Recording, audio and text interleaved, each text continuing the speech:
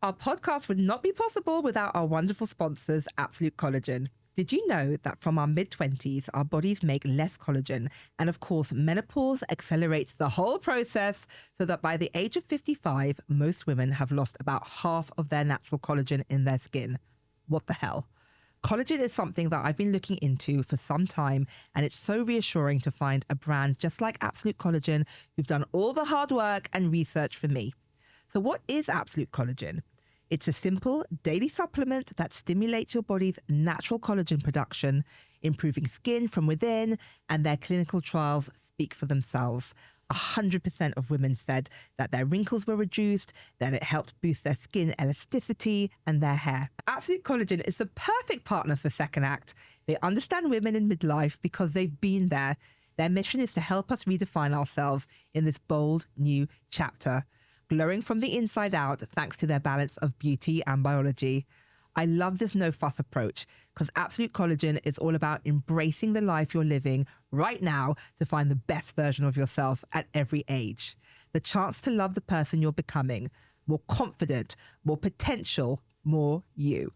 So if you're curious, try the Absolute Collagen commitment and see what it does for you. Absolute Collagen is now available on 3 for 2 in Boots stores and at boots.com.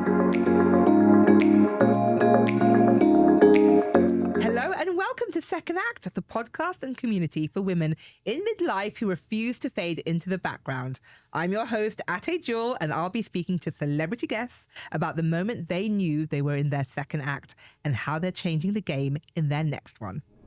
Obviously, there's doubt. There's always self-doubt. And I think when the nerves and the self-doubt aren't there anymore, I think then it's time to give up. But once you get through the stage of, I feel like I'm going a little bit nuts, I'm not sleeping, I'm sweating, once you realise that that's all treatable, coming out the other side has been nothing short of joyful and liberating. My happiness, I need to be rooted in my happiness. And it is a journey, happiness.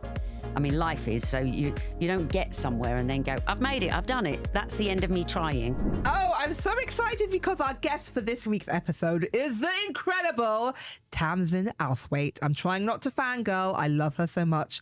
You may know Tamzin best for her iconic role as Mel Owen in EastEnders, but she's graced our screens over the years in many amazing series like Red Cap and New Tricks.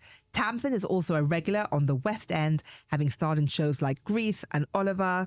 Not only is Tamzin a talented actress and a mother, she is also the founder of the charity We Free Women, which funds retreats and experiences for women struggling with the stresses of everyday life, including many who are in their second act and really do need the space and the love and the reset and the recharge. Tamzin has 2 lovely children and is successfully navigating her second act as a powerful, successful single woman, sharing her journey with her fans in an inspiring and empowering way. I already know Tamzin is going to have so much wisdom to share with us today. I am so overexcited. Tamzin Outhwaite, welcome to Second Act. Super fan. I've tried not to fangirl too much, knowing that you're coming on. Welcome to Second Act. Thank you. Oh, thanks so much for being here. Now, I wanted to ask you, could you please summarize your first act in 3 words? My first act of life, I would call it adventurous. Love it. It's been one long adventure. Surprising. Oh, and joyful. that's beautiful. It's been very joyful. If you could give yourself a report card, what would it say? It would say, very well played. It would say, very well played. You got away with it. Oh, what does that? Well, before camera phones or... Well, that, but also, just leaving college and then going on to have a career and being successful in something that you love doing, to me is just success. All you had to say to me was musical theatre to know you were a grafter. Because there ain't no graft like musical theatre. Because that's singing, that's dancing, that's acting, that's stamina, that's grit, that's resilience. That is being sad and tired and hungry. And then you're like, you can turn it on and you can perform. When you can't be bothered, when you're not in the mood, you still have to bring it. Yeah. What lessons from that period have you taken into your second act? If you ever employ people in the industry, employ theatre kids because they can do it all. They can think on their feet. They use props. They can improvise. I mean, I literally think that musical theatre is probably the most difficult and the most skilled craft within theatre. So if you can do musical theatre, I think you can pretty much do any theatre or anything. And in television, I think continuing drama and soaps have the same thing. If you can do sometimes 30 scenes in one day with a multicam, you can pretty much do any other telly and film.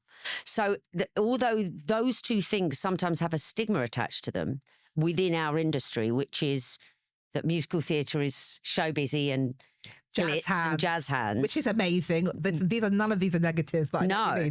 And it's the same with soap. I think there is a stigma attached to soap sometimes where people have a snobby kind of attitude towards it, when actually I think they're both the most skilled art forms within. And loved, and also you are in people's homes and lives. Yeah. You grow up, people grow up with you, and it's so funny the things that people, the snobbiness is ridiculous. Yeah. But I really do think that as long as you know what you're in, if you know when you're in musical theatre what you're in and the skills it requires, and you know when you're in a soap what you're in, you know, it's a craft. And that's kind of where I learnt my craft. I learnt my theatre craft in musical theatre, and I learnt my television craft in soap. And growing up, did you always want to do this? You came out the womb high kicking, I'm feeling. Really, because I'm not really your classic musical theatre person, because I can't really high kick anymore. I can dance, I can sing a bit, and I can act. But sing a bit. I've seen you on Masked Singer. I've seen you. No, I can't. I haven't done Masked Singer. I can't really sing. I used to be able to belt out a show tune in the olden days. Yeah. But I couldn't do that now. It is a tool, and I haven't looked after it. Yeah, it's because one of my daughters sings. We are quite jazz hands in our family, and one of my daughters is a really good singer, and I can see it's like driving. You have to learn how to drive, and you can learn how to go up a gear and down a gear, and she's being taught, and her voice is really beautiful, and it is a tool. Yes. So you're probably, if we whipped out a karaoke mic, we'd blow everyone out the water, but because you're professional, you know that you're not where you want to be. Is that what it is? Yeah. I wouldn't blow anyone out of the water, believe me, but yeah, I can hold a tune. It's not necessarily a nice tone. It's so funny. Are you a perfectionist? Probably, yeah. Yeah. Yeah. I think a lot of artists are. I do. Yeah. I mean, have I asked you this? Sorry, I've just been chitting away, having a lovely time. Did I ask you about the report card? I haven't. Yeah. Yeah, on my report card, it would say, well done, well played. Yes. You got away with it. Yeah, you got away with it. Because you always think, and I don't know, there is always something, especially, I mean, even Judi Dench says things like this, that you always think you're going to be found out. Or you have a bit of imposter syndrome. You have definitely imposter syndrome. Well, I mean, you know, sometimes I do things and I think, have they got the right person? Did they definitely want me to do it? You know, they haven't actually seen me do it. It's just been a straight offer. I didn't audition. So which makes me think, oh, I'm not right for it really. Obviously, there's doubt. There's always self-doubt. And I think when the nerves and the self-doubt aren't there anymore, I think then it's time to give up. Because you have to want it. You have to feel excited and have butterflies. Yeah. And I've always found, because I've been in this industry for like 24 years, speaking to all the most talented people. And it's always the most talented, like you, who are the most kind of like, ooh, it's really? And it's always the people who are kind of, I don't want to be rude, but not D-listery, but they're always the one who's like, I'm amazing. I smashed it. And it's always the people who leave a little room of doubt or self-deprecation that are always the most talented, I have found. Wow. It's really interesting. I mean, I like the people that I really respect as actors. I love listening to when they're being interviewed. Yeah. Because it makes you feel like, oh gosh, I'm not the only one that has the self-doubt. A sort of humility, I think. Mm. But now that you are in your second act. Yes. What does it mean to you? Oh, my second act, it's very liberating. I am really enjoying my second act. I think when I hit perimenopause, I thought that this was the end and it's all downhill from here. But once you get through the stage of, oh, I feel like I'm going a little bit nuts. Mm. Oh, I'm not sleeping. Oh, I'm sweating. Once you realise that that's all treatable, whether it's HRT or whatever you do, self-care, whatever your purpose is through that stage, coming out the other side has been nothing short of joyful and liberating. It's literally like shedding a skin. Isn't it? And I think, you know, I always tell my children, I've got twin girls, they're 13 going on 14. I went, if you want an omelette, you got to break some eggs. So I feel menopause is the same way. It's a form, in Chinese medicine, they say menopause is your second spring as a woman. Do they? I didn't hear that. I've never heard that. Beautiful, because I'm part of menopause mandate. And so I know a little bit about menopause, but it's your second spring as a woman. Oh. So you get super creative, you become an elder, you get just, your oxytocin goes down, and that's your cozy hormone. So all that cuddly, like chaffy hat, that goes down. I've got business to do. Yes. Get yourself dinner, girls. Yeah.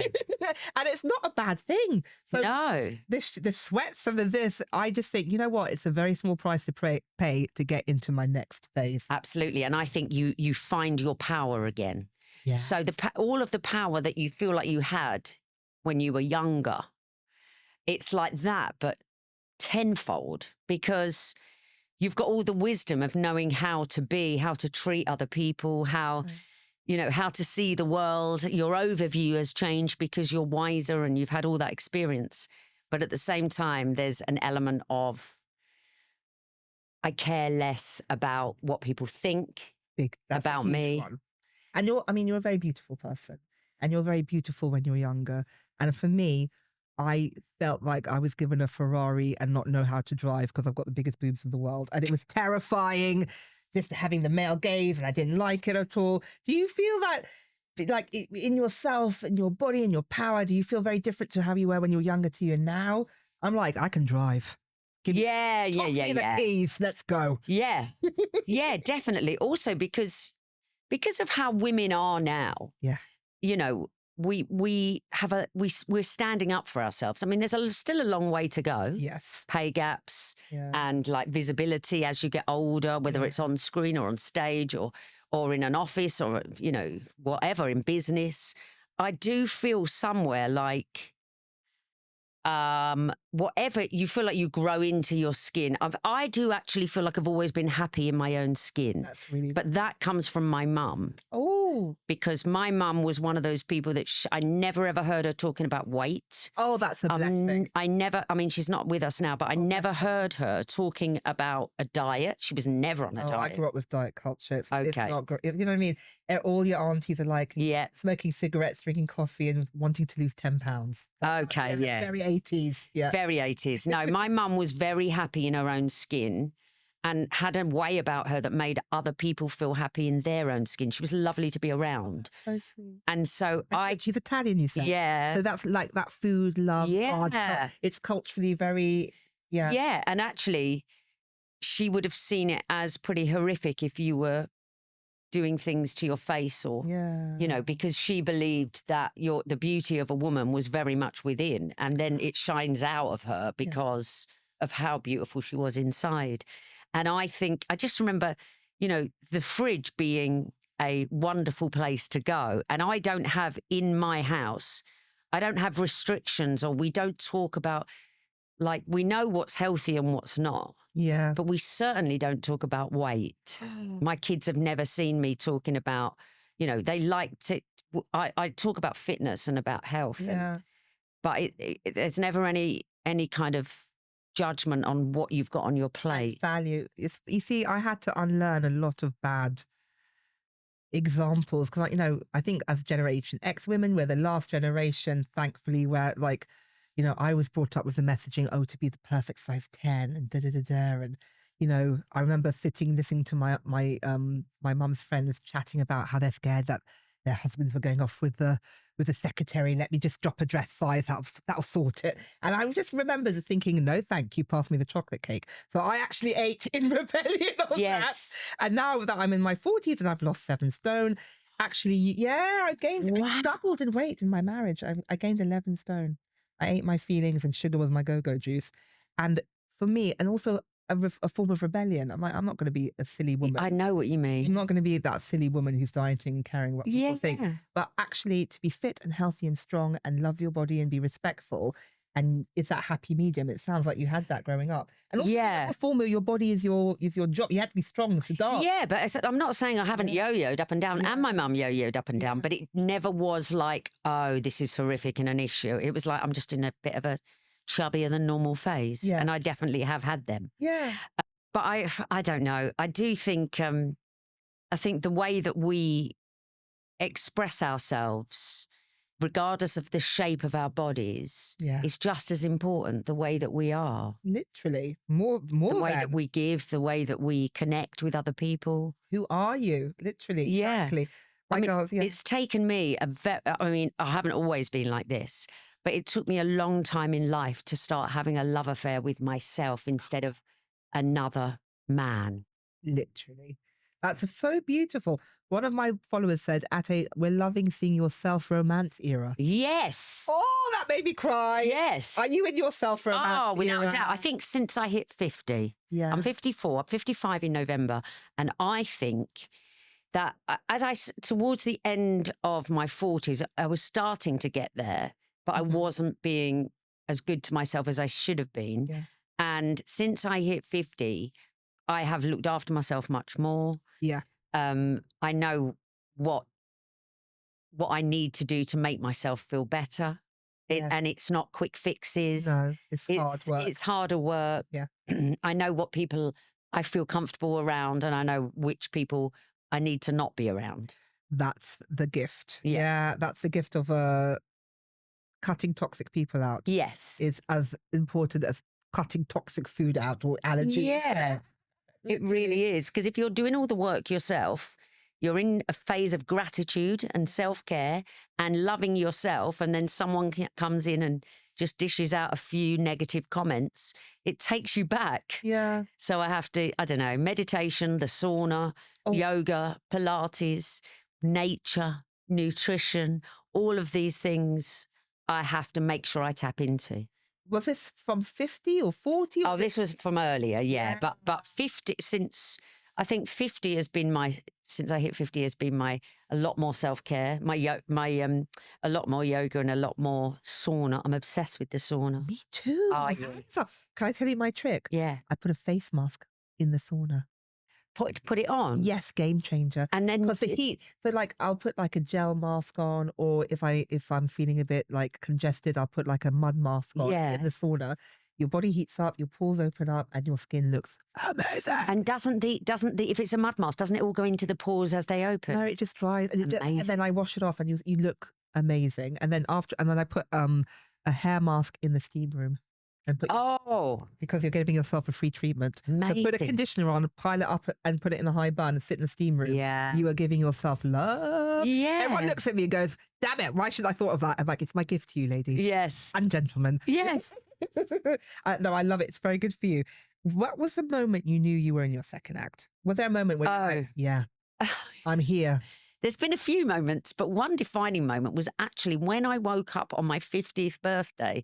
It felt like either I'd been ignoring it or it just quickly happened. It felt like suddenly I couldn't see. Like physically, and I needed glasses. Like Specsavers. Yeah. Like I literally woke up and then suddenly it opened and I couldn't read anymore. And I was like, what, does that happen just as you hit 50? You suddenly lose your eyesight. But I think it was slowly happening. No. But maybe I was just very open and aware at the age of 50 to go, oh, I need glasses. And then I went and got my eyes tested. We have all had this discussion. Have you? Where your eyesight falls off a cliff, hands up. Suddenly. Hands up. Because I feel like I had 20/20 vision for all of my life. Suddenly, boom, I'm the same. And you're like, what on earth is going on? How did that happen? I had that. We've had people in the crew who've had that. Really? You're okay one day and then you literally wake up and it's fallen off. Yeah. I saw an episode of Kardashians and she had that too, Kim Kardashian. Really? Yes, it is a thing. So you just had it on your 50th birthday, which is a bit like triggering. But like, how did you feel about it? Because I'm 47. Yeah. I'm looking forward to being 50. I'm grateful to turn 50. Yeah. None of us make it. No. And, but I was saying before to our, you are half a century old. How do you get your head around that? Do you think I'm half a century old? Yes, this is amazing. Or I'm half a century old. Oh my God. How did you feel? 50 sounds old. But it's not. When you're young, 50 sounds like an old lady in a rocking chair with a bun knitting. Yes. That's how I thought it would be. And obviously, not there's anything wrong with knitting or buns. Or rocking chairs. No, I've just bought a new rocking chair. I'm very happy with it. How I knew that I'd grown up quite a lot when I was 50 is that I arranged my birthday for like 20 of my friends to go to Mallorca to the body camp. Amazing. Put the deposit down. And then we were in lockdown, so we couldn't go. But I knew that what we were going for was nutrition, vegan food, beautiful weather in a gorgeous place, and all of the positive reframing that you learn when you're there, which just leaves you feeling in a really grateful state. So intentional, grown. You're not slamming tequila shots. No. You're not doing you're not dancing on bars like back in your 20s. You're in a different space and a very grown up, healed with your people, with your tribe. Yeah. Some of them, bless them, were like, I can't think of anything worse than doing that. You said they were going to come along. Yeah. Get into down with exactly. I feel like I've definitely grown up a lot more, but I would say, I just did 6.5 years in a relationship with a man 20 years younger than me, who's still one of my best friends. Oh, lovely. And I adore him. We are really close. But I had to say, I'm in my phase where I need to be on my own now.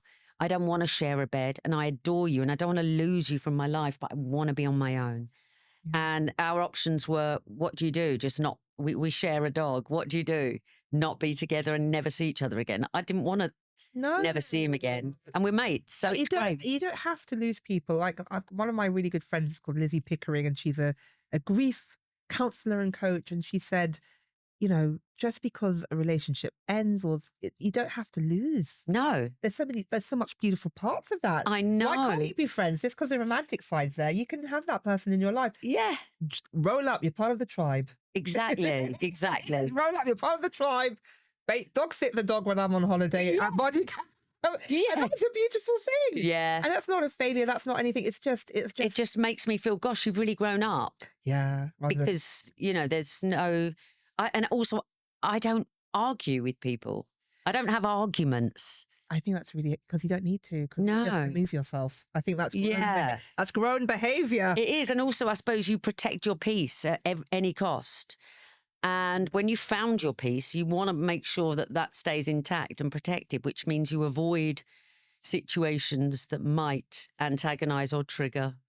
And that's grown up as well. So, yeah, I'm feeling quite grown up. But at the same time, which is so weird, I am the most childish and joyful I've ever been. That's the sign of a true artist, though, isn't it? Well, because we do a job where you're being a kid every day. You play for a living. Play for a living. Yeah. And I never want to lose that. So isn't that beautiful? Like, because I work in beauty. I've been in beauty for 24 years. And when my daughter Ola was little, she's an actress too.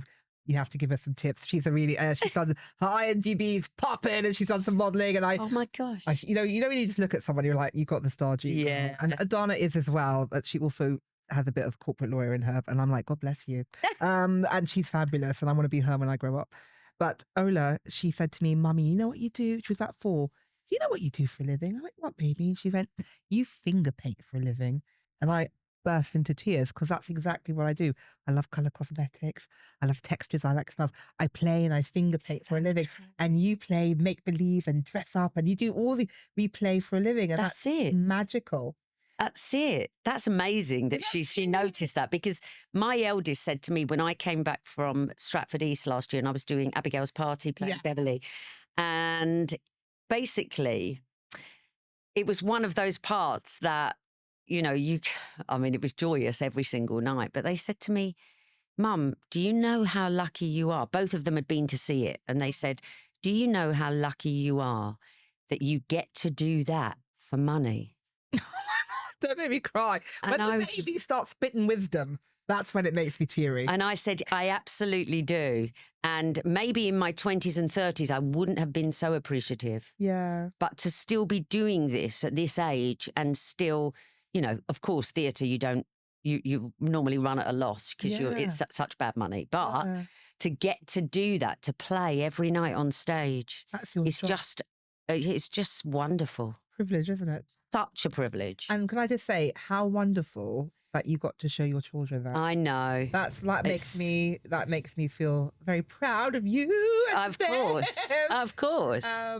Yeah. It's joyous, yeah.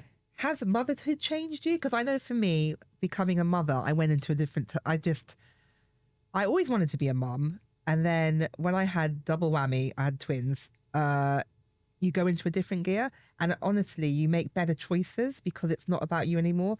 And I suddenly needed to be the best version of myself, not just because I was there, but for them. Did you have that? I'm there now, or I've been there for the last maybe 10 years. Yeah. But there was a time when they were younger where I was doing it all very much on my own. Same. And single parenting the whole time, apart, so that I'm not sure that I wasn't just frazzled in those years. I was doing new tricks for a couple of series and, being picked up at 6 a.m, get home at 9 p.m, and for about 7 months of the year. Guilt, and I didn't know how I could juggle this, successfully. Yeah. But now I've got a really lovely balance. It takes time, doesn't it? Yeah, and they really appreciate it now.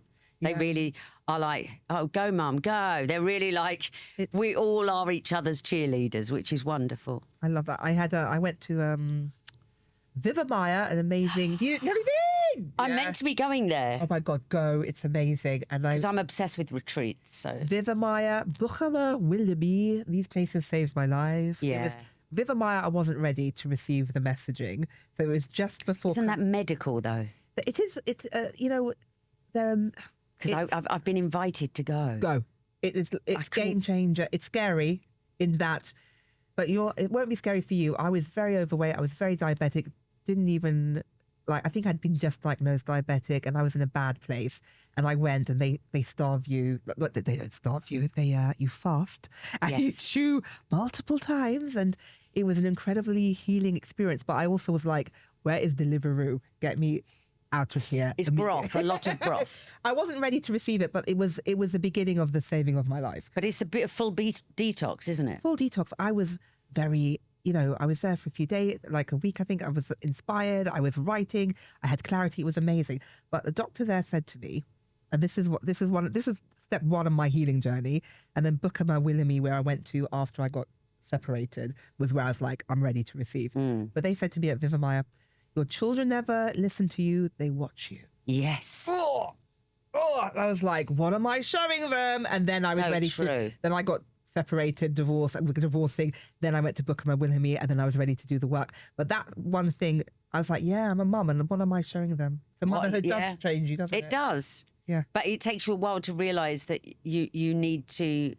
the old sayings that I think we heard a lot when we were kids was, do as I say, not as I do. But I don't believe that. Horrific. I really don't believe that. No, you have to Because I think you have to show, you have to be an example.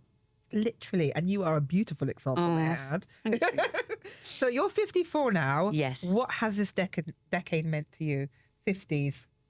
A lot of freedom, liberation, freedom, revelations of how powerful... Yes. But also revelations of suddenly the secret to happiness for me being gratitude and play. And as long as I still feel young and joyful, to embrace that. Yeah. Embracing that is something that has brought me a lot of joy, rather than thinking, oh, when am I going to grow up, and trying to be really sensible and... It's listening to the voice. What should I be? Because that's what people expect. That's when you let go of that. I think that's when you get happy. Absolutely. Yeah. And I suppose my 40s this was, but like the introduction of gratitude. I mean, my mum always told me how lucky we were. Yeah. But I now feel even luckier, and trying to pass that on to my children, that, the feeling of gratitude, of being able to being aware of it, materialistic things not bringing you happiness. Literally. But your spiritual, the spirituality that I have within me is the thing that I call on when I need to find my happiness. I need to be rooted in my happiness. And it is a journey, happiness. I mean, life is, so you don't get somewhere and then go, I've made it, I've done it. That's the end of me trying. Yeah. It's the end of me searching or looking out for myself or trying to find the best way to live. It still carries on. It's the same as your career. You don't ever go, I've made it. No, you just keep... You just keep... I said to my girls, everything is a learning journey. Yeah. You have to keep learning. And even when you die, that's a new experience. Yes. Who knows what's happening on the other side? Exactly. Oh, wow, I haven't done this before. Boom. Everything is new. Everything is learning. Absolutely. We talk to robins that come into our garden all the time. And they both my kids say, Nanny's here. Look, there's a robin. Nanny. Hi, Nanny. And we all talk to her. I think robins are very spiritual. Very. And then my cousin's in Italy at the moment. And she sent me a video yesterday. She's in the house that my mum and her mum used to own together. This is Dan's sister, Francesca. And she's in Italy with her kids. And she sends me a video and she's got the windows open and there's a bright robin redbreast in Italy that has flown in and he's sat on the curtains. And it's just sat there looking at her.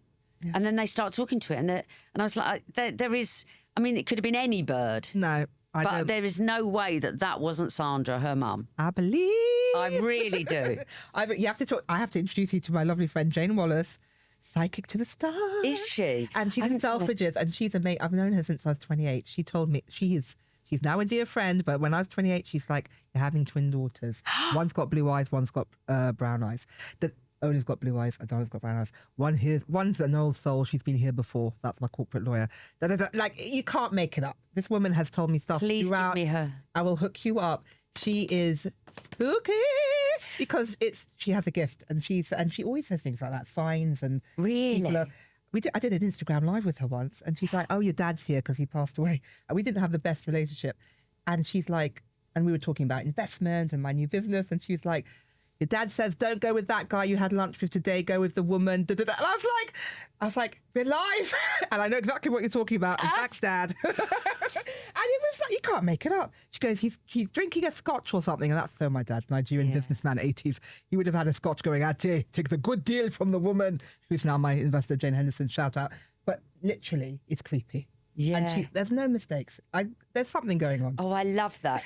I also love open people who believe, because there's a lot of skeptics about, and also I suppose there's a lot of con people about. Yeah. So. It's like, I believe, I can't do brain surgery, but I believe someone else can. So because so it's like, quantum physics, I can't do, but I kind of believe in the general concept. So just because you can't do something or have a skill set doesn't mean someone else can't. Absolutely. What made you decide to start We Free Women? Talking about. So I was at a retreat. Spirit. Yeah, I was at a retreat, the Dolomites. Yes. And it was called Pradelhof. Beautiful. And Healing Holidays, this brilliant company that does what it says on the tin, finds places that heal. And I was on a bit of a healing journey because I knew I needed to heal from all sorts of things, as we do. Yes. And I went to this place on my own because I discovered when I hit perimenopause, I discovered retreats that I could go on solo. Yeah. Because I couldn't juggle all of the plates anymore. Basically, I wasn't looking after my dad. He was living with me and he wasn't well. And my kids, I was at home living with them. And my poor boyfriend at the time, he was 20 years younger, who met me and I wasn't going through perimenopause, and then suddenly it was like, surprise. Hi. It's not so sexy now, is it? So I basically started going on these solo retreats, and then I'd come back and I'd be able to fill up my own cup. Yeah. And I'd come back and I'd be able to juggle it all again. And I was at Pradelhof and I went and had this thing, a shaman, and it was a healing. Oh, I'm in. You said you had me at shaman, baby. Yeah. It's a healing session. And I hadn't had that before. And he held his hand over my womb, which is, there's a lot of unfinished business of miscarriage and all sorts of not going long term. And so he held his hands over it and I fell asleep. And 60 minutes later, I woke up when he shook me and I said, I'm so sorry, I fell asleep for the whole time. And he said, you didn't. Your eyes were open and you were shaking the whole time. Where were you? Were you in another dimension? I don't know. Yeah, you were healing But somewhere. whatever happened, I went back and I felt lighter and clearer. And he said, go back to your room, don't go on your phone. He said, just look at the view and do as much, just tap into nature. He said, don't give yourself anything to do. Just sit with it. Wow. So I went back to my room and the mountains were, I looked up on the balcony, these beautiful mountains, and I sat there just looking out. And it was the most wonderful feeling. And that night I posted to say thank you for hosting me at Pradelhof and said, you know, I'd had this shamanic healing and thank you so much. And this is what I did today. And I listed everything I'd done that day. And I just had an influx of people going, I need this, but I haven't got the money. I need this, but I couldn't leave my kids. And I realised that actually there isn't anything. The NHS obviously cannot deal with the amount of women that hit perimenopause and then, you know, because basically suicide is huge in perimenopause. People leave their work, they leave their marriages. All sorts of things happen because they aren't sure of what's going on in their lives. They don't have the tools. No, exactly, they don't have the tools. So within 24 hours, I was creating what felt like a movement. Oh, I love that. And all these practitioners were coming on going, we need to start something, I'll help you. And 48 hours later, I had 5 co-founders. 2 were friends of mine. 1 was a project manager who is a sound healer. One, I mean, basically all 5 people brought something different to it, but they were all into their self-care. They were all spiritual and they all believed that that's what would help women. We created We Free Women, and that was 2 years ago, and we're on our 8th retreat. Amazing. So you take women who can't afford, who wouldn't be able to afford. Yeah, it's normally like, so whether it's financial, whether it's basically they're fully funded. So they haven't got to worry about how am I going to get childcare, because they can call on someone because they're being offered this experience. Yeah. Or they haven't got to worry about finding £3,000 for a 3-night stay. And we did the first retreat in my place, in my own home, which wasn't big enough, but we set up tents in the garden. Oh, I love that. And all the practitioners and all of my co-founders have all done it. They've all been complete volunteers. No one's been paid. And now we're hoping to find, it's a CIC, so it's not for profit, community interest company. And we go to different areas. People offer us their places.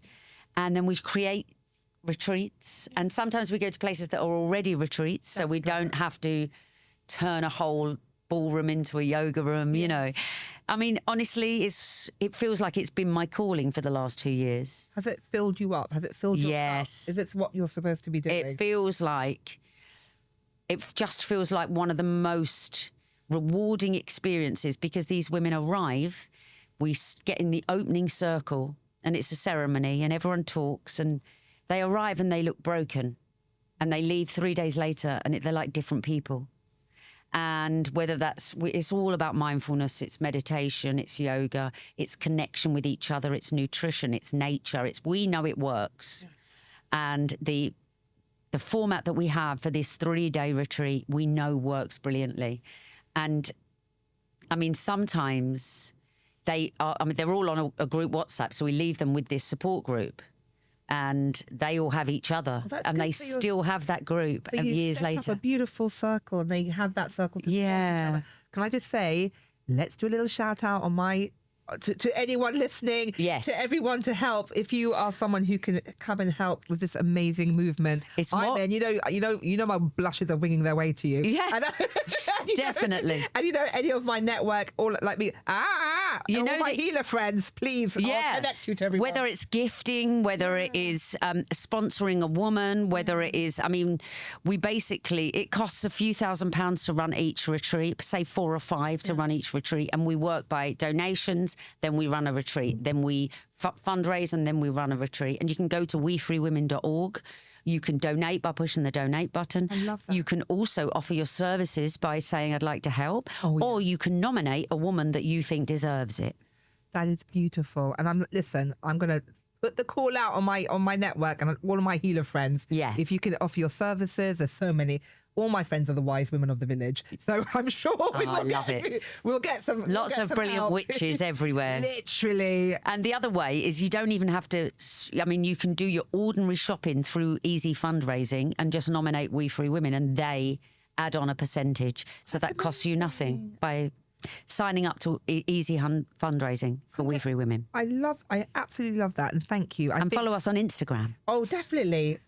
This is what the world, like, I tell my girls, love and pass it on. That is the only reason we're supposed to be here. I mean, it's one of our mantras is paying it forward. Yes. You can't pour from an empty cup. So when you get your cup filled up, you pay that forward to other people, and the ripple effect of kindness runs through communities. Literally. With the smallest gestures, it really does. And especially with, what do they say? When you look after mothers or women in the community, the ripple effect of that is even bigger. Absolutely. And we say at the end when people go, that, you know, because a lot of the time the women at the end, when we have our closing circles, they say, what can we do to say thank you? We just want to thank you and we don't know how to. And we say, go into your communities and pay forward the kindness that we've given to you. Yeah.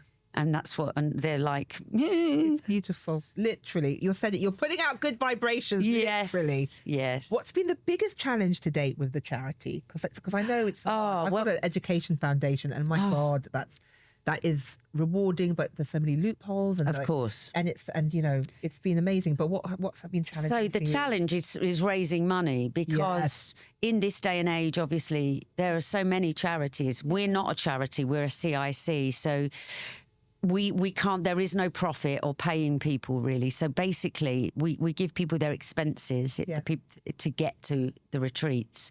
I would say the biggest challenge is persuading people that self-care is a really important thing, especially when women hit perimenopause.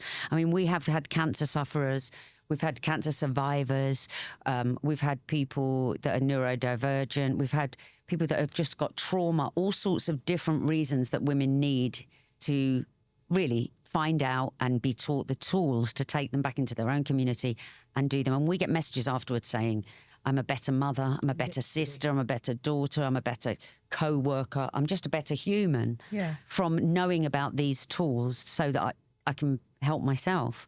So the biggest challenge is actually persuading people that it's important, because, you know, although it doesn't seem like it's life-saving, it actually is. It is. I think, you know, I'm a proud Generation X, as you are.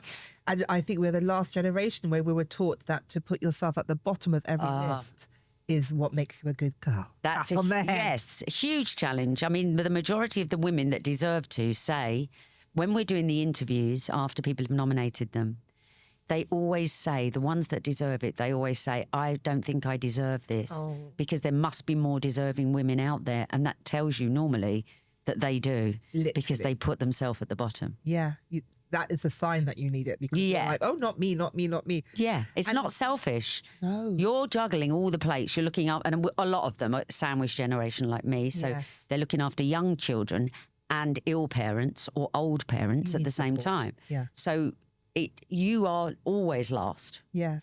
But putting yourself first is not a selfish act. I read this quote saying, if you're an empath and you have kids, don't do it for yourself, do it for them. Really? Live for your children. Look after yourself. Because, you know, it is... look after yourself for your children. Yes, absolutely. It's because, you know, you won't do it for yourself. No. But if you love it, you need to be there for other people, so do it for them. Yeah. And that's the way to get an empath. Yeah. That's the way to make an empath. You got I'm still doing it for other people. I won't do it for myself, but my children need me. So yes, I will go and have, you know, a sauna. But we need the empaths in the world, I'm afraid. But I'm trying. Boundaries is very. It's very, very important. Yeah. But we also need empaths. Yes. To be able to keep this world turning. And turning in a beautiful way. Exactly. What are you doing differently now in your second act compared to your first act? I'm saunering. Yes. At least 4 times a week. Oh, I love that for you. I'm once a week and I'm feeling I need to up it now. Yeah. So although that sounds like it's nothing, I have heard that the percentage of, like, if you can do it 3 or 4 times a week, it's so high percentage of you having a heart attack or stroke goes down it's crazy. Isn't it? It's so simple, but it's what we're supposed to be doing. So obviously we're meant to detox through sweating intensely. Yeah. And so body brushing, I'm in the sauna and I'm body brushing. I'm in the sauna listening to a podcast and stretching. you know. I mean, Do you feel good on it? I really do feel like it's been life-changing. I bet your skin is feeling amazing. Much better. Yeah. I look after myself better. Yeah. I drink a lot more water. I'm obsessed with apple cider vinegar. I would say I walk a lot more. I'm in nature. I appreciate nature a lot more, and I'm in nature a lot more. What was the question? What would you do differently now? What am I doing differently?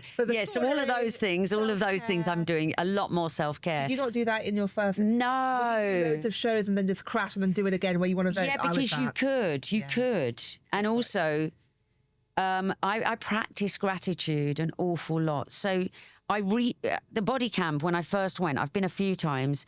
The very first time I went changed my life. And when I went to the body camp the first time, I was coming back to speak at my mum's funeral literally on the day after I returned. And so I was in this kind of what felt like in limbo. And my mum died 66, 67, so it was too young. Yeah. And she was quite healthy. So I was kind of... It was a shock. You didn't it was a shock. No way. Absolutely. She wasn't ill.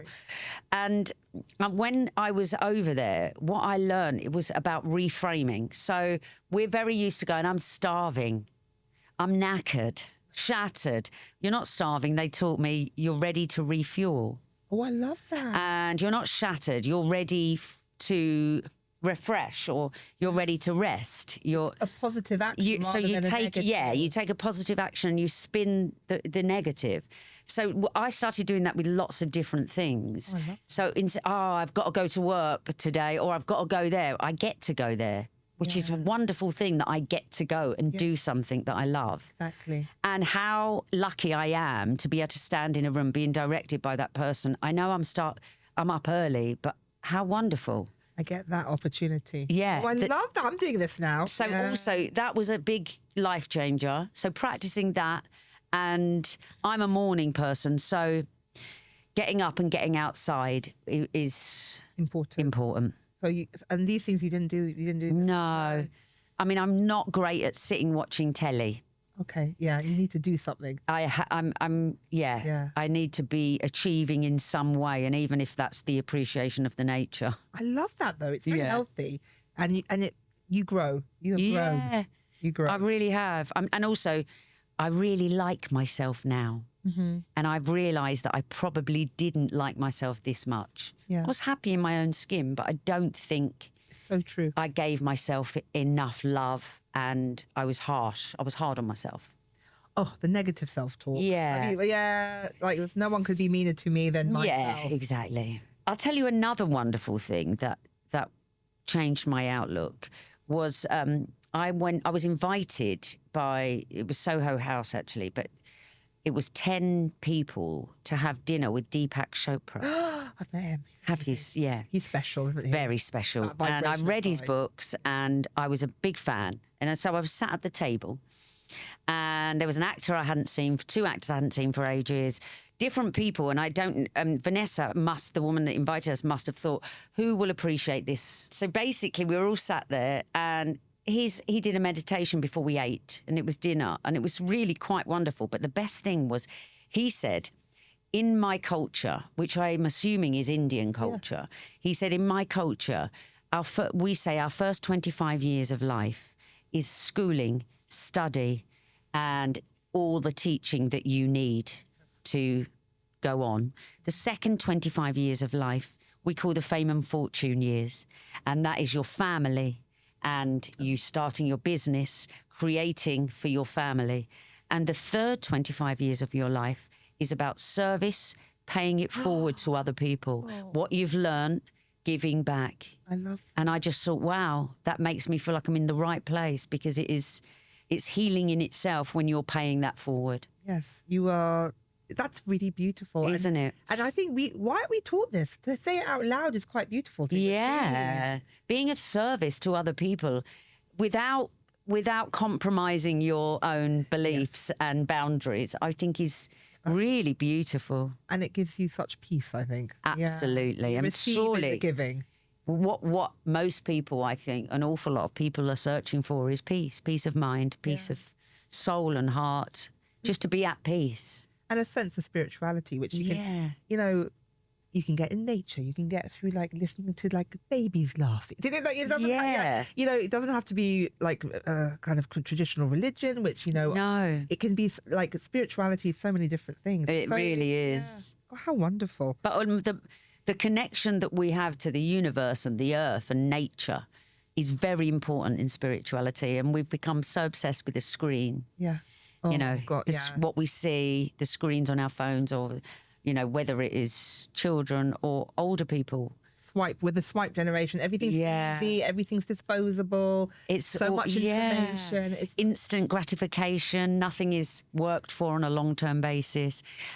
So I do feel like the connection to nature has become, you know, it's more and more important now. It's how it was, you know, we are nature. We were supposed to be... We were meant to be outside more. Literally.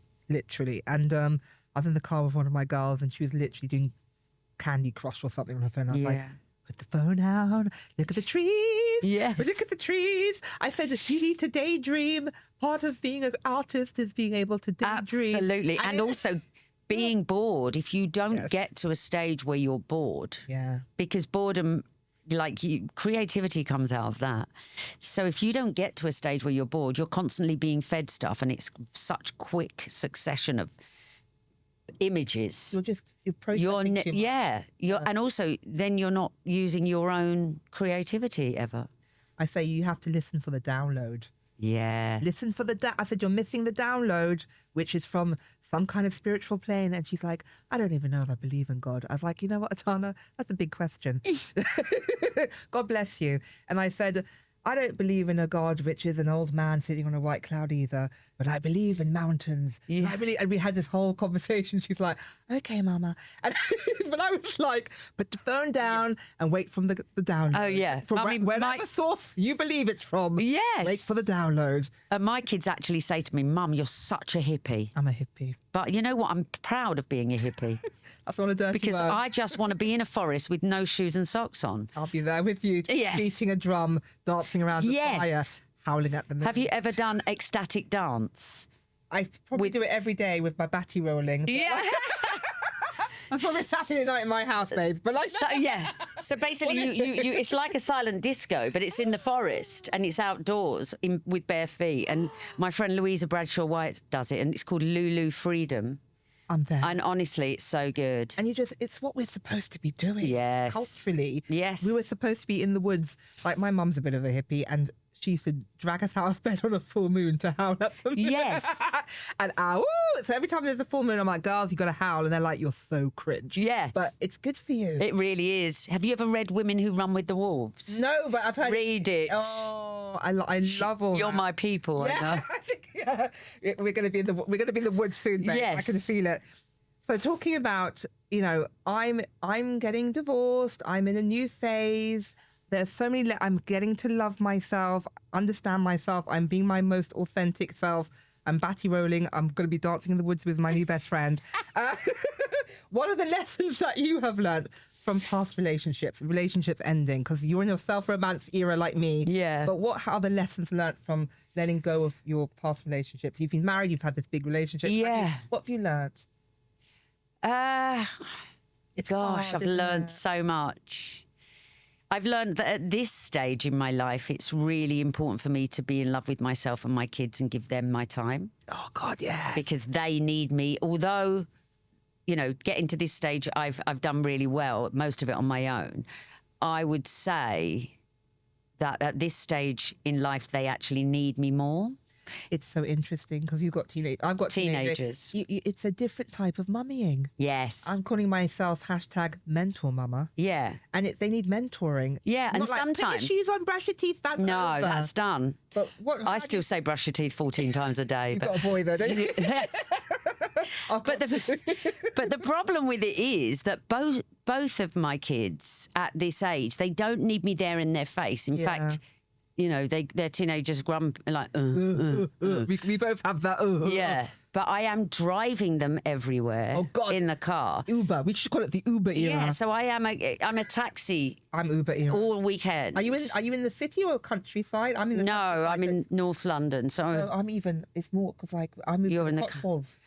Oh gosh, So really? it's proper. It's like you can't even call an Uber. Like if Oh no, there is no bus, there is no underground. So I think I've learned that I do need to be around, and it's okay to be single. And I know that they actually really like me being single, even though they adore their stepdad Tom. They still say he's their stepdad.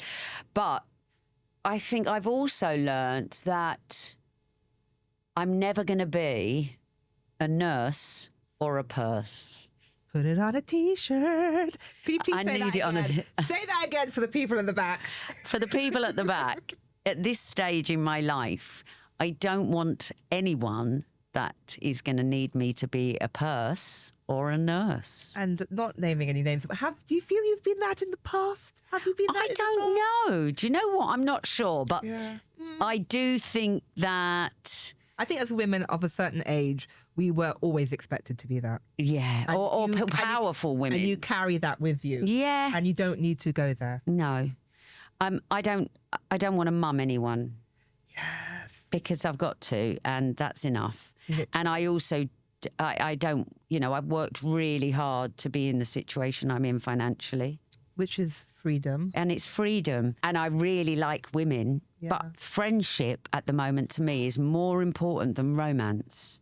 Literally. And I love my friends, whether they're male or female. I literally have been blessed with the loveliest people in my life. It's your family community, isn't it? Yeah. And I don't know that I've even got the time for a relationship. But you've got to go on dates. I haven't got time. I'm not being funny. I've been on everything. I've been on Hinge, Bumble, Raya. Have you? And I was after I separated, I think I was trying to date in a competitive. I'm going to be the winner because I'm happy and I'm in love.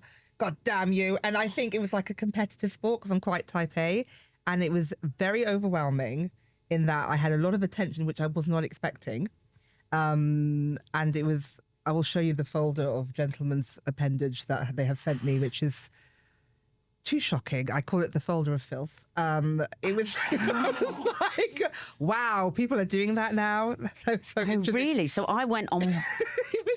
it's a bit wild. But you have to do that now, apparently. So I went on one... I've never been on an app. Have you been on Raya? So that's the first thing I did because my friends made me go on Raya. I've been on that. And I'm now on it, but I haven't even answered anything. In fact, I forget to open it.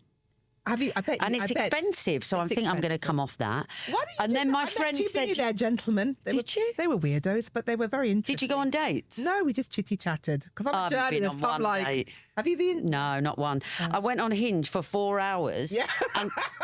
and I went on it, and then it was a barrage of, and then the only person that I matched, or I did match with a lot of people, but the only person that came back to me, because I don't understand apps, I've never been on one.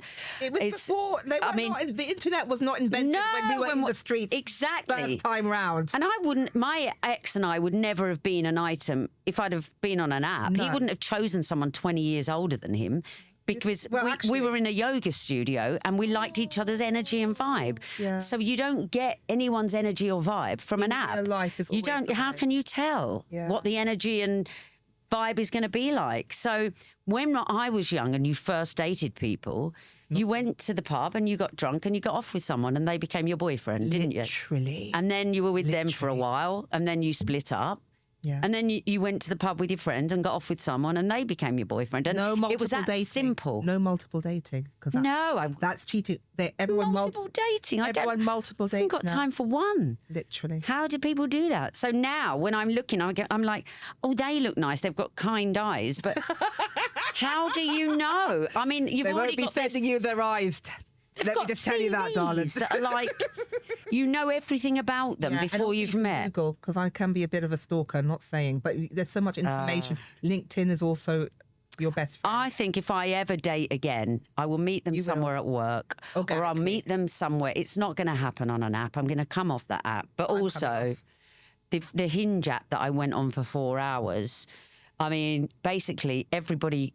Suddenly there was like bing, bing, bing, or whatever it was. I don't even know because I don't understand it. Yeah. And I thought, oh gosh, this is more successful than Raya because on Raya everyone's in a different country. Yeah. And so I was looking and the one person that kind of messaged me said, hi, I've never been out with someone as old as you. And I thought... I don't think an app's going to work for me. I don't think you're going to work. How rude. Also, do they think that you were catfishing? Do they like, that can't be the real? I don't know. I just think because I haven't really dated somebody my age or older, to me, I still feel like I'm 30, because I'll look on an app and think, oh, he's 40, that's about right. But then when I see people my own age or older, I'm like, oh, are they my age? I mean, I still feel like a kid, so it's difficult. I got asked that by someone who was age appropriate. I'm like, oh, you're so old. I'm like, no, that's your correct. Age. Completely correct. That's completely appropriate and correct. I mean, there are men in their 50s that really look after themselves, but I just probably haven't met them yet. This is a whole other series because I have things to tell you that will make your eyes water. It is so interesting. There's a whole generation of 20 to 25-year-old men who are desperately wanting to go out with women in their 50s. I know. And they've been blowing up my DMs and whatever. And I'm like, can I just ask why? Why? Because this is very flattering. I love your 8-pack. And yes, you do seem very impressive. I didn't ask for it, but thank you. Can I just ask you why you're interested in the 47-year-old twin mother? And all of them have said the same thing. Women who are older in their 40s and 50s really take care of themselves. And that's self-care. You're free, body positivity. And it's so true. I was the most paranoid about my body at 19 than I am at 47. Of course. You were the most insecure. They said, you're not needy. Yeah, no, it's the neediness, I think. It's the neediness. I was like, I don't want a puppy with you. I don't want to buy a house with you. I don't want any kids. Trap you into marriage. I'm not going to have a oopsie daisies. I'm pregnant. That shit has failed. That's exactly it. And I'm like, oh, I'm a 25-year-old boy. So that's why they love each other. We love each other. And I was like, but I'm not going to go there. But aren't you? Well, I've got a friend. See, with Julie Graham and I, Julie Graham's a wonderful actor friend of mine who... Her husband is 16 years younger. Yeah. And there was a time where she was dating men in their 20s. And what she said was really brilliant. And that led me to go, oh, do you know what? I can date my ex, Tom, who was 26 when I met him. Because he's grown. Because he's a grown man. Yes. But also... we didn't need anything from each other. He didn't want kids. That's why it was perfect. And it was perfect because neither of us wanted to get married. And so there was never any talk about the future. We were always in the now for 6.5 years. Happiness is in the present. Yeah. So I get it. I have had, you know what? If I had a 25, 26-year-old gentleman who was like-minded and was kind and I can do nerdy things with, totally yes. But I don't think these people sliding in are with their... Oh, no. Is it pictures? Yeah. Oh, no, I've never had that. I don't think they want to see Lord of the Rings with me. So, not in the way I would like to watch it. So, so if you're a little nerdletto, you want to go to a museum or watch The Hobbit or something, I'm down for that. But I think that's just another thing. That's another episode. It is. It's so fascinating. But, yes. Anyway, it's hilarious. But I completely get it because you are both grown-ups, know who you want, and you want the same things. Yeah, and being in the present. I think I suddenly realised when I first started dating my ex that I was like a 25-year-old boy. And you don't age. Yes. I was like that. I'm quite male energy. People say that about me. It's really interesting. And we made each other laugh. So yeah. And you're in each other's lives. Yeah, it's great. But as far as dating goes, my youngest said to me the other day, said to both of us, Tom, when you actually start dating someone, how are you going to explain this situation that you come round all the time, you share a dog, you've still got 2 stepkids, and you're hanging out with your ex all the time? Yeah. The banter that we have as a group of people, it's difficult to explain, but we adore each other. It's love. Yeah. And I do think one day I will meet someone and have a nice time, but no one's going to move into my house. I agree with you. I am the queen of my queendom. Yes. And I'm not giving the keys up anymore. No. Literally. It's so interesting, isn't it? This is grown behaviour. It is grown behaviour. Second act, grown behaviour. And you know what? I don't have to be the good girl anymore. When I was 19, I went out with people to get married and have a baby. That's it. And I'm like, oh wow, I don't have to get married and have a baby. No, you've done it. Yeah, so it's quite wild. My friend Kate says, I just want mini breaks, sex, and dinner. And my number is 07. But I don't even want that. Yeah, no, I do. I want a bit more time looking after myself, because I'm just a bit worried that, you know, I'm going to have to answer the text really quickly, or... You don't want to have to answer to anybody. I don't want anybody being needy at the moment. No, you need someone who's going to come and make your life 1,000 times better. And only then you'd consider going out for a light supper. That's what I'm feeling. Yeah. You need to add value. And I think that's a lot of women in their 40s, 50s, 60s. They're not messing around. It's because they need someone to add value. And they don't need, like, you know, before in the 70s, you could not get a mortgage without a man. You couldn't have a checking account. You weren't allowed a credit card. No credit card. Can you believe that? So in this, we don't need that security and safety. No. So you have to bring something to the party. That's exactly it. It's fascinating. I mean, if I was a lesbian and I'd had a wife, I'd been much more successful. And I heard somebody saying that. I think it might have been Jane Fonda again. Yeah. Like, actually, the wife. Because a woman... In that gendered, you know, now, in this day, the way that women are... Yeah. A partner. There are men that are brilliant like that, and to be fair. And nurturing. Yeah, there are. Shout out to And I've got some brilliant friends in the best marriages. Yeah. But we were not brought up, the majority of people were not brought up in our generation to be like that. You were supposed to be the cheerleader. You were supposed to be the nurse stroke purse. But it's really beautiful that you are finding yourself. Yeah. I say to my children, relationships are like sprinkles on a sundae. They're very nice as a nice topper, but it can't be the whole... Oh, no. It can't be the whole thing. It's cherry on top. Cherry. Yeah, absolutely. Cherry on top. It can't be the whole ice cream sponge. It's a sprinkle on top. And when you realise... And I didn't realise that. I thought it had to be everything. I know. It's sprinkles. If you even want a sprinkle. That's what I So true. If you want a sprinkle, great. If you don't, that's also great. Yeah. That's the lesson I've learnt. What are the lessons you have learnt from your... second act? You'd go back in time and tell you tell your children, you tell yourself. What would you tell them? What would I tell, like, my younger self? Yes. I would say it's all going to be all right. I would like to say spend more time with your mum. I wish I'd have done that. She moved to Spain, and so I wish I'd have spent more time with her, because I never knew she was going to die early. But that would be the only negative thing. Yeah. The rest, I would say, keep going. It's all going to work out all right. You'll be okay. And you're going to be all right. And just, it's a journey, not a destination. Yeah. Yeah, and enjoy the journey. Enjoy it. Enjoy all the moments. I love that. Thank you so much. I'd also add invest in Zoom. There's going to be a thing called Zoom calls. Get on it, Ateh. I might have said... Learn some tech. Learn tech. Because I'm still rubbish at tech, and you are going to need it. I don't think I realised that AI was and everything was going to take over like that. I remember 2001 working for Tatler, I was given an email address, and I was like, never catch on. Emails? When you can pick up the phone or fax someone. So true. Fax. It's time for Your Second Act, where we read emails and voice notes sent in by you, my wonderful listeners. This one is from Shannon. Shannon says, "Hi Ateh, I broke up with my boyfriend of 3 years in January and have been trying to date for the past couple of months. I'm 61, and since my divorce, I've had a few relationships, but none have lasted. I'm trying not to be disheartened, and I feel like giving up on finding something long-term. I just want someone to grow old with. Any advice?" Tamzin, what do you think? I think start having a love affair with yourself. Yeah. I mean, at 61, I mean, I really feel like the constant search to find someone to complete you is... That's dangerous. Dangerous. I'm not being funny.